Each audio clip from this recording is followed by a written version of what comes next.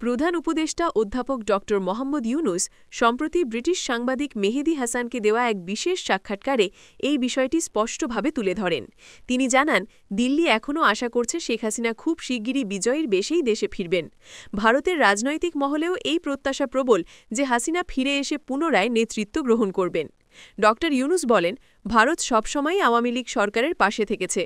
আমার পুরো শাসনামলেই দিল্লি নানাভাবে সহযোগিতা করেছে।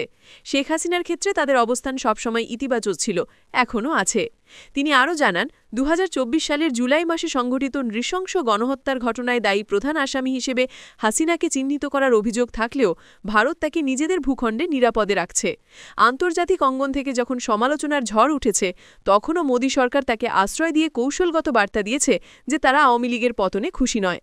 ভারত বাংলাদেশ সম্পর্কের দীর্ঘ ইতিহাস উল্লেখ করে ড ইউনুস বলেন, দুই দেশের মধ্যে ভৌগোলিক, রাজনৈতিক ও অর্থনৈতিক বাস্তবতায় পারস্পরিক সহযোগিতা অনিবার্য।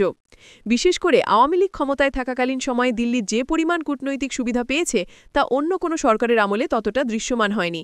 এই কারণেই শেখ হাসিনার ভবিষ্যৎ রাজনৈতিক ভূমিকা নিয়ে ভারত আশাবাদী।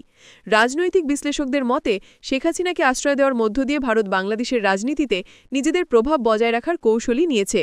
আগামী দিনে যদি তিনি পুনরায় দেশে ফিরে আসেন, তাহলে দক্ষিণ এশিয়ার ক্ষমতার ভারসাম্যে ভারতের কূটনৈতিক অবস্থান আরও শক্তিশালী হবে।